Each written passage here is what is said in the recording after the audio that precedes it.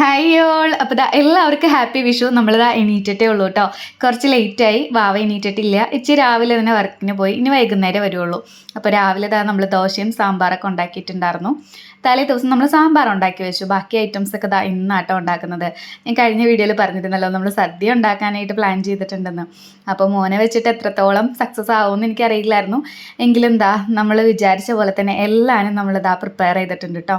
അങ്ങനെ കുറേ നേരത്തെ യുദ്ധത്തിന് ശേഷം കിച്ചൺ നമ്മളിതാ ക്ലീൻ ചെയ്തെടുത്തിട്ടുണ്ട് കേട്ടോ. നല്ലപോലെ മിസ്സായിട്ടുണ്ടായിരുന്നു. അപ്പോൾ ഈവനിങ് ആയപ്പോൾ ഞങ്ങൾ സദ്യ കഴിക്കാൻ പോവുകയാണ്. നിങ്ങളെല്ലാവരും ഉച്ചയ്ക്ക് വിഷു സദ്യ കഴിച്ചിട്ടുണ്ടാവും. രാത്രി ആയിട്ടോ കഴിക്കാൻ പോകുന്നത്. അപ്പോൾ എന്തൊക്കെ ഐറ്റംസ് ഉണ്ടെന്ന് ഞാൻ പറഞ്ഞു തരാം കേട്ടോ. അപ്പോൾ ഞങ്ങളിതാ വിളമ്പുകയാണ്. എനിക്കിതിൻ്റെ ഓർഡറോ കാര്യങ്ങളോ ഒന്നും അറിയില്ല കേട്ടോ. നമ്മളുടെ ഒരു ആഗ്രഹത്തിന് ഇതൊക്കെ ചെയ്യുന്നു എന്ന് മാത്രം. നമ്മുടെ സദ്യയിലുള്ള ഐറ്റംസൊക്കെ ജസ്റ്റ് ഒന്ന് പറയാം കേട്ടോ.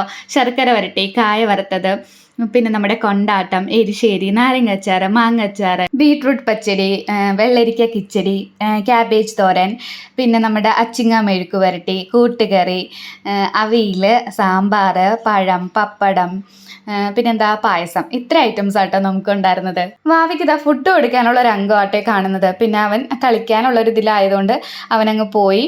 പിന്നെ ഞാൻ അവന് സെപ്പറേറ്റ് കൊടുക്കുക കേട്ടോ ചെയ്തത്. ഞങ്ങൾ എപ്പോഴും ഒരേ ഇലയിൽ നിന്ന് തന്നെയല്ലേ കഴിക്കാറ്. അപ്പോൾ ഇച്ചടിയിൽ നിന്ന് ഒരു വായ ഞാൻ കഴിച്ചു കേട്ടോ. പിന്നെ നമ്മുടെ ഫ്രണ്ട്സ് ഉള്ളതുകൊണ്ട് ഞങ്ങളിതാ എല്ലാവരും കൂടി ഇരുന്ന് വർത്താനമൊക്കെ പറഞ്ഞ് ഫുഡ് കഴിച്ചു കേട്ടോ.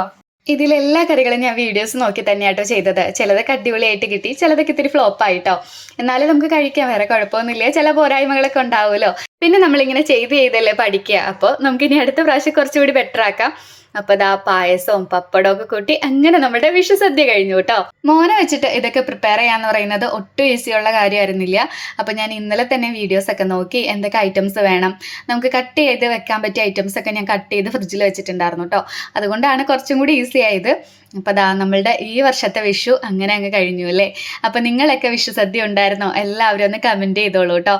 അങ്ങനെ എനിക്കും ഭാവിക്ക് വിഷു കൈനീട്ടമൊക്കെ തന്നിട്ടുണ്ട്. അപ്പം അത്രയേ ഉള്ളൂ നമ്മളുടെ ഒരു കുട്ടി വീഡിയോ. എല്ലാവർക്കും ടാറ്റാ, ബൈ.